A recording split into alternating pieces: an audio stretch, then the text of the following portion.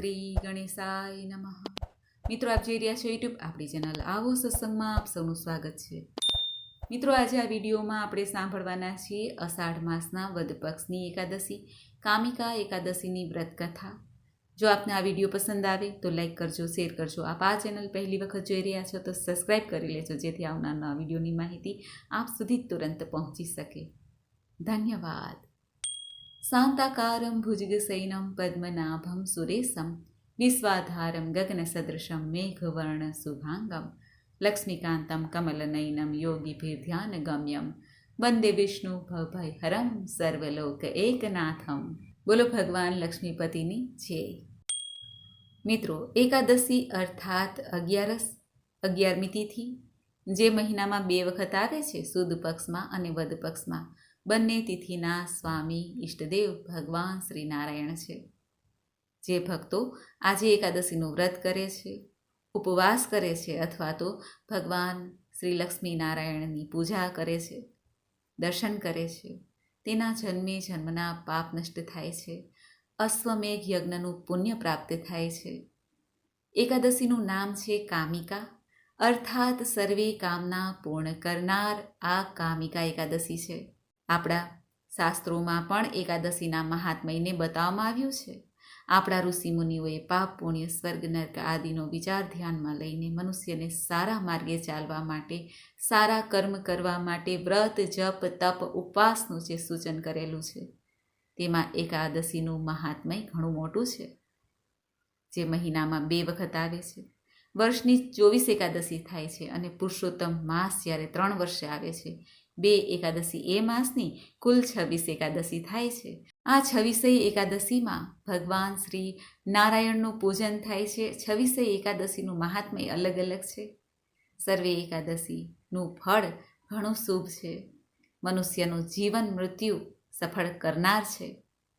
જો 26 એકાદશીનું વ્રત ના થાય તો દેવશયની એકાદશી અને દેવઉઠની એકાદશીનું વ્રત કરવામાં આવે તો પણ બધી એકાદશીનું પુણ્ય પ્રાપ્ત થાય છે।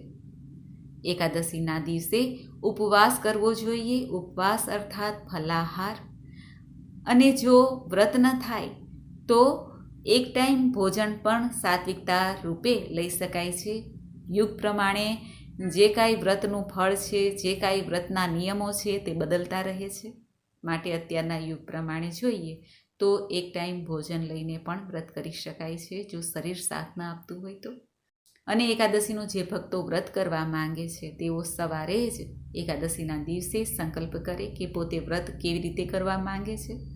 ઉપવાસ અર્થાત ફલફલાદી લઈને અથવા એક ટાઈમ ભોજન લેવાનું હોય છે, અથવા તો નકોરડું જેમાં જલ પણ ગ્રહણ થતું નથી।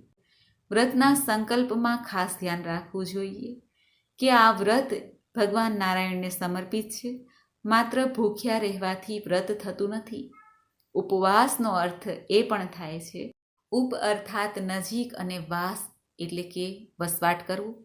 ઈશ્વરની, ભગવાનની, શ્રી નારાયણની, ભગવાન શ્રી કૃષ્ણની નજીક રહેવું તન મન ધનથી, તેને પણ એકાદશીનું વ્રત કહેવામાં આવે છે।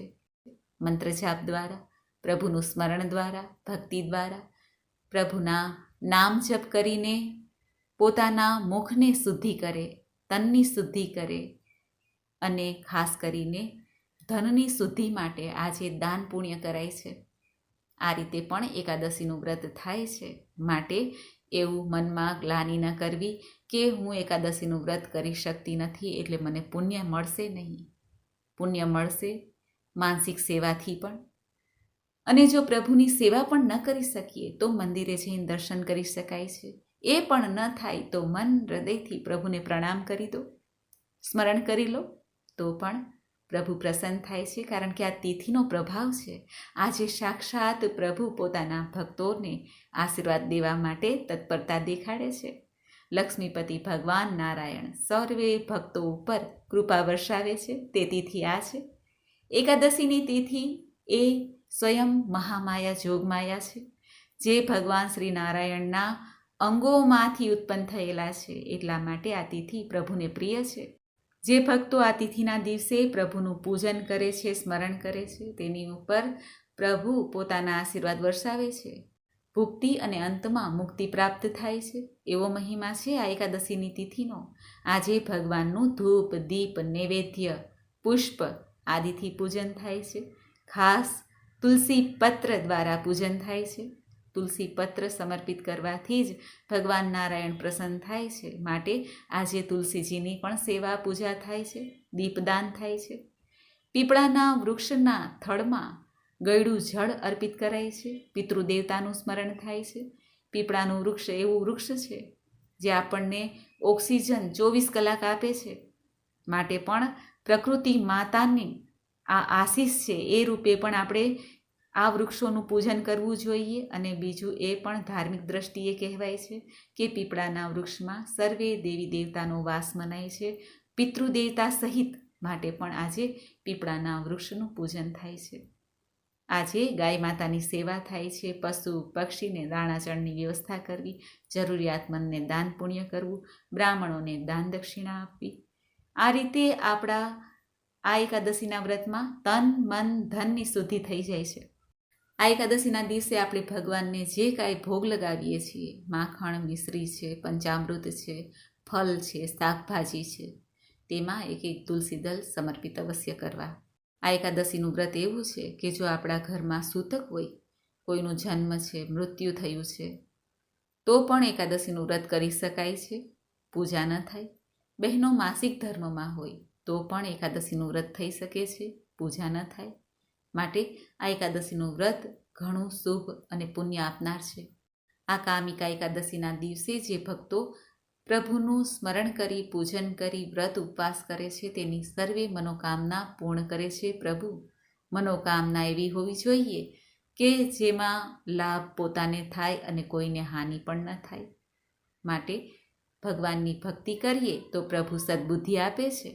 આ રીતે એકાદશીના વ્રતનો મહિમા છે જે સ્વાસ્થ્યનો પણ લાભ અપાવીને જાય છે.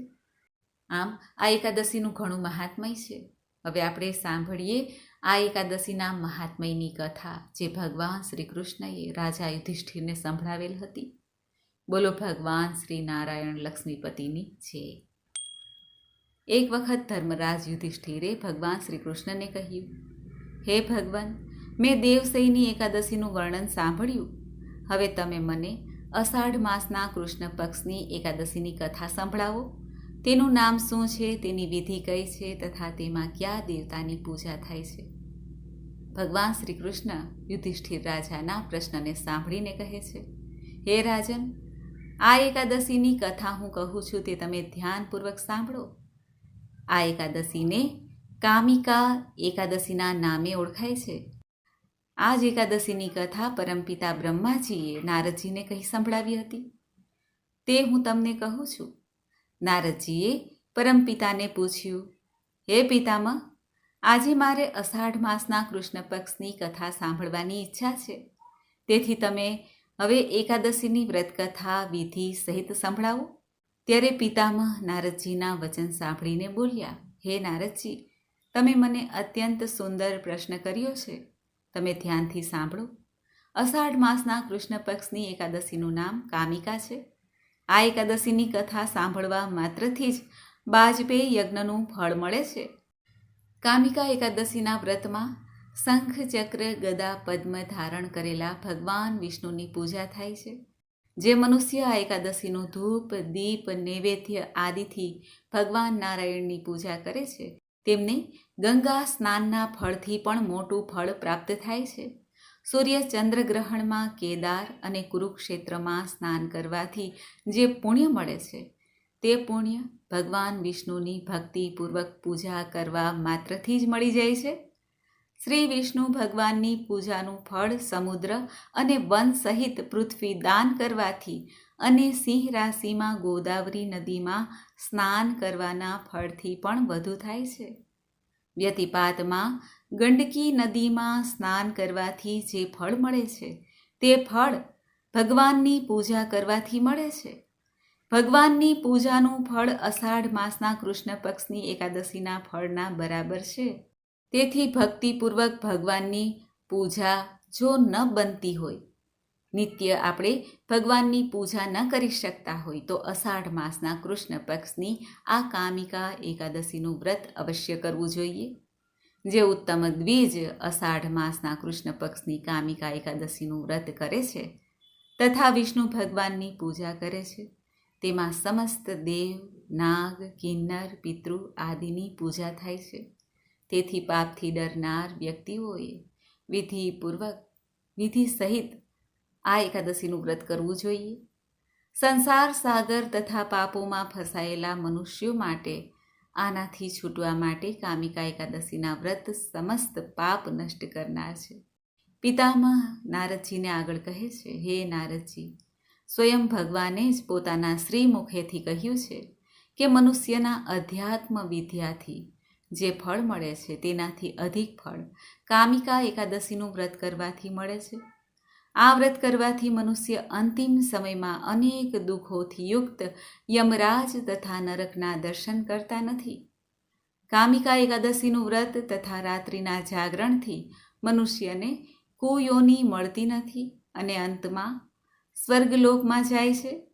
જે મનુષ્ય અષાઢ માસના કૃષ્ણ પક્ષની કામિકા એકાદશીનું તુલસીજીની ભક્તિપૂર્વક પૂજન કરીને વિષ્ણુ ભગવાનની પૂજા કરે છે તેઓ આ સંસાર સાગરમાં અનેક પ્રકારના ભોગ ભોગવીને અંતે મુક્તિ મેળવે છે. જે પ્રકારે કમળ પુષ્પ જળમાં રહેવા છતાં પણ જળથી અલિપ્ત રહે છે, ભગવાનની તુલસી દલથી પૂજા કરવાથી તે ફળ મનુષ્યને પ્રાપ્ત થાય છે. અર્થાત આ સંસારની માયામાં તે લેપાતો નથી. 1 ભાર સ્વર્ણ 4 ભાર ચાંદીના દાનના બરાબર આ એકાદશીનું ફળ કહેવામાં આવ્યું છે. ભગવાન વિષ્ણુને રત્ન, મોતી, મણિ આદિ આભૂષણોની અપેક્ષા તુલસી દળથી અધિક પ્રસન્ન કરી શકાય છે. પિતામહ નારદજીને કહે છે, હે નારદ, હું ભગવાનની અતિ પ્રિય શ્રી તુલસીજીને નમસ્કાર કરું છું. તુલસીજીના દર્શન માત્રથી મનુષ્યના સમસ્ત પાપ નષ્ટ થાય છે અને શરીરના સ્પર્શ માત્રથી મનુષ્ય પવિત્ર થઈ જાય છે. તુલસીજીને જળથી સ્નાન કરાવવા માત્રથી મનુષ્ય યમ યાતનાઓથી મુક્તિ મેળવી શકે છે. જે મનુષ્ય તુલસીજીની ભક્તિપૂર્વક ભગવાનના ચરણ કમળોમાં અર્પિત કરે છે તેને મુક્તિ મળે છે. જે મનુષ્ય કામિકા એકાદશીના રાત્રિમાં જાગરણ કરે છે અને દીપદાન કરે છે એમના પુણ્યોને લખવામાં ચિત્રગુપ્ત પણ અસમર્થ છે. જે મનુષ્ય એકાદશીના દિવસે ભગવાન સામે દીપ પ્રગટાવે છે તેમના પિતૃ સ્વર્ગલોકમાં સુધાનું પાન કરે છે. જે મનુષ્ય ભગવાન સામે ઘી તથા તલના તેલનો દીપક પ્રગટાવે છે તેને સૂર્યલોકમાં પણ સહસ્ત્ર દીપકનું પ્રકાશનું દાન મળે છે. તેથી પ્રત્યેક મનુષ્યએ આ એકાદશીનું વ્રત અવશ્ય કરવું જોઈએ. ભગવાન શ્રી કૃષ્ણ યુધિષ્ઠિરને કહે છે, હે રાજન, મેં તમારી પાસે કામિકા એકાદશીના મહિમાની કથા સંભળાવી. આ એકાદશીનું વ્રત અવશ્ય કરવું, કારણ કે આ એકાદશી સર્વ પાપોને હરનાર છે, બ્રહ્મ હત્યાનો નાશ કરનાર છે, ગર્ભ હત્યાને મટાડનાર છે, મોટા પુણ્યને આપનારી છે અને સ્વર્ગમાં પહોંચાડનારી છે. જે મનુષ્ય આ એકાદશીનું મહાત્મય શ્રદ્ધાથી સાંભળે છે તે સર્વ પાપમાંથી મુક્ત થઈને અંતે વૈકુંઠમાં જાય છે. એવી રીતે બ્રહ્મ વેતર્ત પુરાણમાં અષાઢ માસના કૃષ્ણ પક્ષની કામિકા એકાદશીનું મહાત્મ્ય કહેલું છે. બોલો ભગવાન લક્ષ્મીપતિ નારાયણની જય. આ શુભ એકાદશીના દિવસે તુલસી માતાની પૌરાણિક કથા સાંભળવાનો પણ મહિમા છે. આજે આપણે આ વિડીયોમાં સાંભળશું તુલસી માતાજીની કથા પણ. બોલો તુલસી મૈયાની જય. મહાપ્રસાદ જનની સર્વ સૌભાગ્યવર્ધિની આધિ વ્યાધિ હરા નિત્યમ તુલસી ત્વમ નમસ્તુતે. એકવાર ભગવાન મહાદેવે પોતાનું તેજ સમુદ્રમાં ફેંકી દીધું. એ તેજથી એક બાલકનો જન્મ થયો. સમુદ્રના જળમાંથી જન્મ થયો હોવાથી તેનું નામ પડ્યું જાલંધર. ગુરુ શુક્રાચાર્યના આશીર્વાદથી તે મહાપરાક્રમી જાલંધર નામના દૈત્ય બન્યા. તેમની રાજધાની હતી જાલંધર નગરી.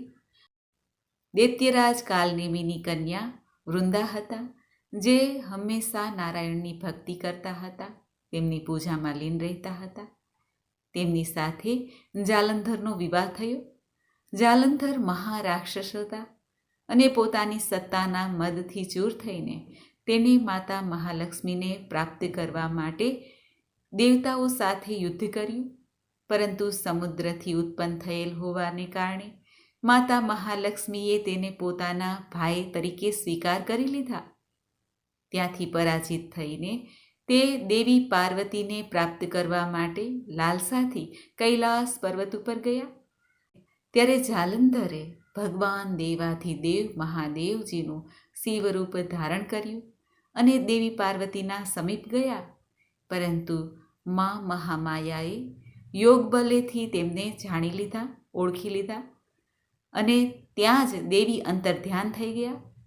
દેવી પાર્વતી અત્યંત ક્રોધે ભરાઈને ભગવાન વિષ્ણુ પાસે ગયા અને આખો વૃત્તાંત ભગવાન શ્રી હરિનારાયણને કહી સંભળાવ્યો.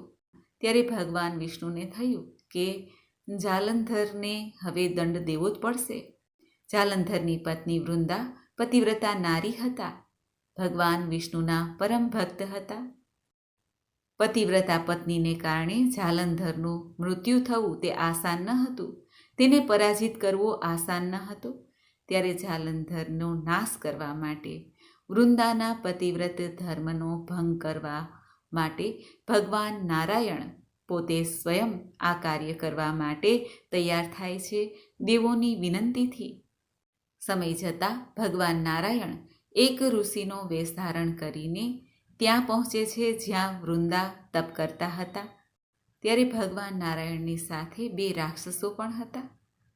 વૃંદા તે રાક્ષસોને જોઈને ભયભીત બની ગઈ. ત્યારે ભગવાન નારાયણે, જે ઋષિ રૂપ હતા, આ બંને રાક્ષસોને ભસ્મીભૂત કરી દીધા. સાધુની શક્તિ જોઈને વૃંદા અત્યંત પ્રભાવિત થયા. વૃંદા તે ઋષિને પ્રણામ કરે છે અને કહે છે કે પોતાના પતિ યુદ્ધમાં ગયા છે, મહાદેવ સાથે તેમનું યુદ્ધ થઈ રહ્યું છે, તે વિજય પ્રાપ્ત કરશે ને? ત્યારે ઋષિએ પોતાની માયા ઝાડથી એક વાનર પ્રગટ કર્યો. વાનરના હાથમાં જાલંધરનું મસ્તક હતું અને બીજા હાથમાં તેનું ધડ. પોતાના પતિની આવી દશા જોઈને વૃંદા મૂર્છિત થઈ ગયા. જ્યારે તેઓ જાગ્યા ત્યારે ઋષિરૂપ ભગવાનને વિનંતી કરવા લાગ્યા કે હે મુનિવર, મારા પતિને જીવિત કરો. ભગવાને પોતાની માયાથી તે જાલંધરના ધડ અને મસ્તકને જોડી દીધા અને સ્વયં પોતે પણ તેમાં પ્રવેશ કરી ગયા. વૃંદાને સાથે છલ થયું તે તેને ખ્યાલ ન આવ્યો. જાલંધર બનીને ભગવાન વૃંદા સાથે વિહાર કરવા લાગ્યા અને સતીત્વનો ભંગ થયો. આ બાજુ વૃંદાના પતિ જાલંધર જે મહાદેવ સાથે યુદ્ધ કરી રહ્યા હતા, ત્યારે મહાદેવે જાલંધરના ધડને અલગ કરી દીધું. તે ધડ વૃંદા જ્યાં પોતાના પતિ ભગવાન રૂપ હતા તેની સાથે વિહાર કરતા હતા ત્યાં જ જાલંધરનું મસ્તક પડ્યું. જાલંધરના મસ્તકને જોઈને વૃંદા ભગવાનની સામે જોઈ રહ્યા અને તેમની સાથે છલ થયું છે તે ખ્યાલ આવતા તેણે ભગવાનને કહ્યું કે તમે અસલી રૂપ બતાવો. ત્યારે ભગવાન નારાયણ પોતાના અસલી સ્વરૂપ શંખ, ચક્ર, ગદા, પદ્મ ધારણ કરેલા દર્શન આપે છે. વૃંદા અત્યંત દુઃખી થઈને પોતાના પતિના મસ્તકને ખોળામાં લઈને ભગવાનને શ્રાપ આપે છે કે તમે મારી સાથે છલ કપટ કર્યું છે, માટે તમે અત્યારે જ પથ્થર બની જાઓ. આમ કહેતા જ ભગવાન શ્રી હરિ વિષ્ણુ શાલિગ્રામ પથ્થરના રૂપમાં બદલાઈ ગયા. સૃષ્ટિના પાલન કરતા સ્વયં ભગવાન નારાયણ જળ પથ્થર બની ગયા. ત્યારે બ્રહ્માંડમાં હાહાકાર મચી ગયો. અસંતુલનતા છવાઈ ગઈ. આ જોઈને દેવી દેવતાઓ વૃંદા પાસે આવીને પ્રાર્થના કરવા લાગ્યા કે હે દેવી, ભગવાન વિષ્ણુને ક્ષમા કરો. જાલંધરના મોક્ષ માટે જ અમે બધાએ ભગવાન નારાયણને પ્રાર્થના કરી હતી. દેવોના કાર્ય માટે જ પ્રભુએ આવું કર્યું છે. માટે હે દેવી, તમે ભગવાન નારાયણને શ્રાપ મુક્ત કરી દો. વૃંદાએ ભગવાન વિષ્ણુને શ્રાપ મુક્ત કર્યા અને સ્વયં પોતે આત્મદાહ કરી લીધો. પોતાના પતિના મસ્તકને ખોળામાં લઈને સતી થઈ ગયા. જ્યાં વૃંદા ભસ્મીભૂત થયા ત્યાં એક તુલસીનો છોડ ઉગી નીકળ્યો. ભગવાન વિષ્ણુએ વૃંદાને કહ્યું, હે વૃંદા, તારા સતીત્વને કારણે તું લક્ષ્મીજી સમાન મને પ્રિય છે, માટે તુલસીના રૂપમાં તું સદૈવ મારી સાથે રહીશ. તુલસી વગર હું કોઈ ભોગ ગ્રહણ કરીશ નહીં. ત્યારબાદ જ્યારે દેવ ઉઠની એકાદશી આવે છે ત્યારે ભગવાન વિષ્ણુ શાલિગ્રામ રૂપમાં તુલસી માતા સાથે વિવાહ કરે છે. અને કહેવાય છે કે ભગવાનનો આ વિવાહ જે કરાવે છે, વિવાહના દર્શન પણ કરે છે, તે આ લોક પરલોક સાર્થક કરે છે. યશ, કીર્તિ, ધન, વૈભવની પ્રાપ્તિ થાય છે. દૈત્ય જાલંધરની આજે પણ ભૂમિ જલંધરના નામે વિખ્યાત છે. તુલસી મૈયાનો એવો પ્રભાવ છે કે ભગવાન વિષ્ણુ નારાયણના શ્રી ચરણોમાં સમર્પિત કરવાથી પાપ નષ્ટ થાય છે. એટલું જ નહીં, મૃત્યુ સમયે જેના પ્રાણ જઈ રહ્યા છે, શરીર છોડી રહ્યો છે કોઈ પણ જીવ, તેના મુખમાં જો એક તુલસી પત્ર અને ગંગા જલ રાખવામાં આવે તો તેના સમસ્ત પાપ દોષ નાશ પામે છે અને તે વૈકુંઠ ધામને પ્રાપ્ત કરે છે. મનુષ્ય તુલસી તથા આંબળાની છાયામાં બેસીને પિતરોનું શ્રાદ્ધ તર્પણ કરે, પિંડદાન કરે તો પિતરોને મોક્ષ મળે છે. એવો મહિમા છે તુલસી પૂજાનો, તુલસીજીનો. મિત્રો, આમ આ એકાદશી જ નહીં, નિત્ય ચાતુર્માસમાં આ તુલસી કથા સાંભળવાનો મહિમા છે. તો મિત્રો, આપણે સાંભળી કામિકા એકાદશીની વ્રતકથા, મહિમા, મુહૂર્ત, પૂજન વિધિ. મને આશા છે કે આપને આ વિડીયો જરૂર પસંદ આવ્યો હશે. આજના દિવસે શ્રીમદ્ ભગવદ્ ગીતાનો પાઠ કરવાથી સર્વે પાપ નષ્ટ થાય છે, પિતૃ દેવતા પ્રસન્ન થાય છે, વંશવૃદ્ધિ થાય છે, ઘરમાં સુખાકારી રહે છે. આજના દિવસે ભગવાનના મંત્ર જાપ કરવાનો પણ મહિમા છે.